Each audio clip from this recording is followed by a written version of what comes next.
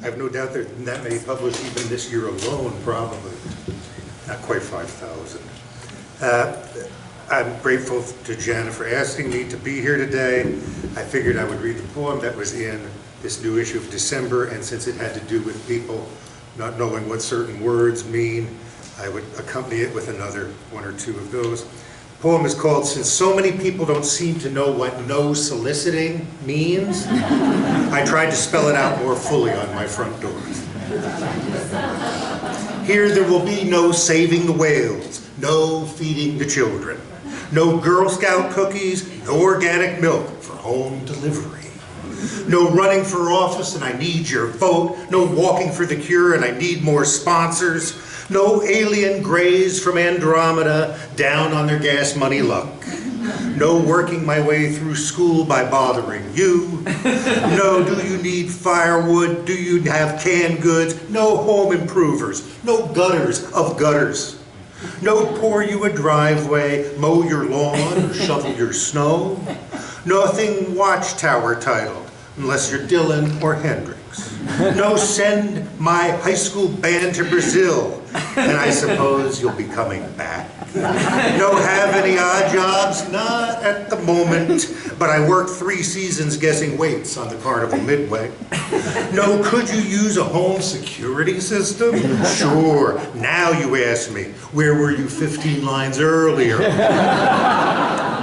Nor was I quite expecting the woman at my door who informed me that I forgot to list no prostitutes. Clearly the very first thing no soliciting made her think of. I said I'd never really thought of them as the door-to-door type exactly, let alone even a little bit annoying, but surely she wasn't by some chance a prostitute herself, maybe thereby proving me wrong on both counts, was she? Oh, sweet Jesus, no. Though in college, yes, I did flirt briefly with theater. But anyway, she was simply walking her dog and thought I might like to know that a couple of Jehovah's Witnesses and one real pissed off Girl Scout were letting the air out of my tires and jamming a box of Thin Mints, one cookie at a time, into the gas tank. And when I sighed and said, I guess I'd phone AAA, she took my hand and called me brave. So brave for owning up just like that to my rather obvious drinking problem. Likely the source of my negative thinking and actively antisocial behavior, posted right there on the door. Sweet Jesus, for all the world to see.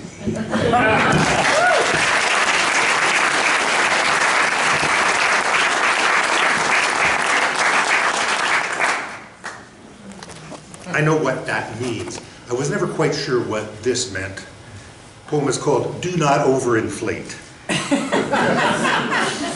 Until the first time I came across those actual words, it's nothing I ever would have thought of doing, not once. And frankly, never would have known was even possible. But the pointed nature of the warning made me suddenly self-conscious, turned me from then on into a living, breathing wreck. What if my next breath, or pump full of air, were the one to cause whatever I was huffing and puffing to burst, to fly apart at the seams, to be blown out of all shapely proportion? This printed insistence was a bad idea that really should have gone forever without saying. On the ridiculously shallow backyard kiddie pool, with its 6 inches of water getting warmer by the minute, until it's nearly simmering under summer afternoon sun. On the ubiquitous hard red rubber kickball, that harsh boing echoing when it smacked inevitably into someone's unsuspecting face on the red dirt grade school playground of small indignities.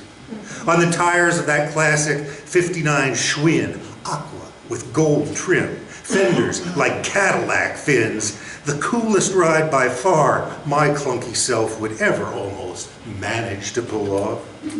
On the mail-order female companion, more scary than even remotely sexy, that I filled with helium to see exactly how far she'd go into my Newark sky. And in the next day's Star Ledger, she's a UFO story. On each of the worn-down radials holding up the ancient Ford Escort that to this day, and against all reasonable automotive odds, somehow gets me unfailingly where I still need to go. On the life rafts that even right now are being lowered all over and quickly into another day's choppy waters, where so far any blood's just metaphorical, and so too, for now, the sharks. With whatever we've tried breathing some honest portion of ourselves into, jobs, friendships, marriages, entire recovery programs, it's as if, had we not been repeatedly warned, we never would have known when to stop. Do not overinflate. At a certain point, like the CPR that turns out so often to be not nearly enough to rescue anyone, we might as well have saved our breath for the next time. We were sure to need it again. Might as well have kept on going, walking away still under anything that's left of our own power.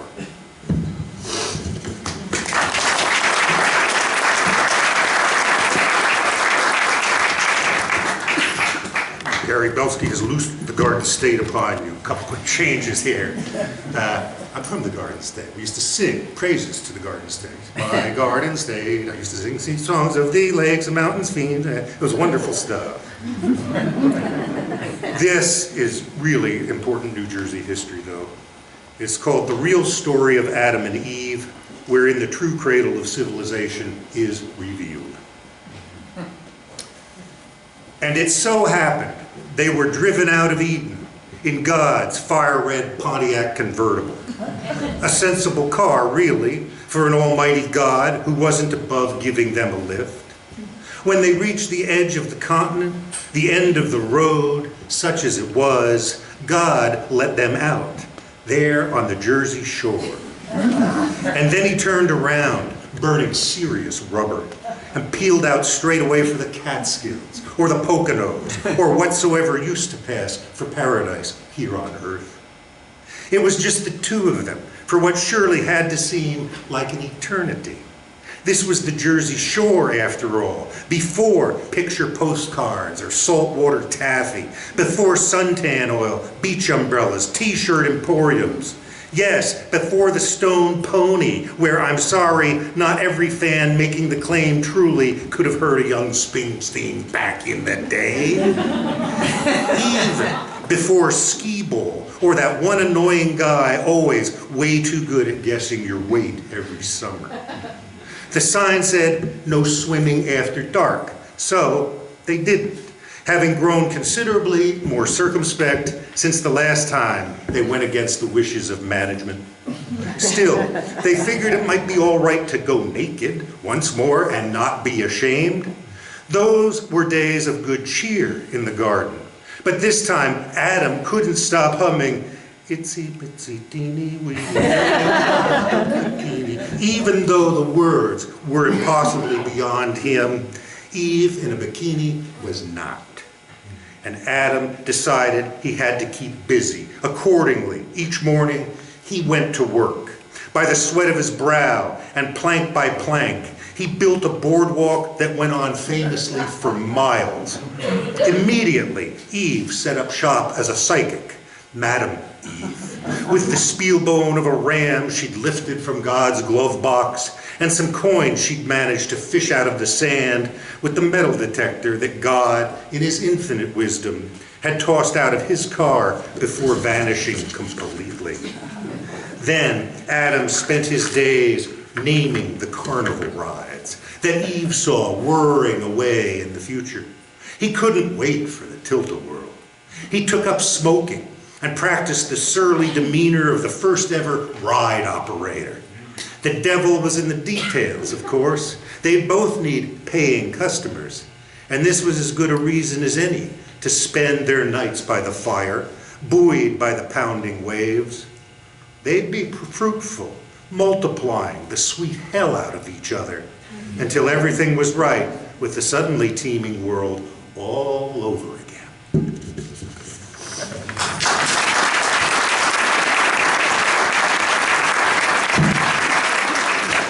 I don't write the haiku. This is as close as it gets. It's not a haiku, but it goes by fast for a Clewell shot here.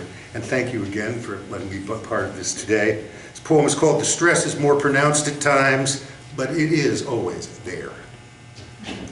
There are some days that seem so awfully long, you're thinking whiskey, but you're thinking wrong.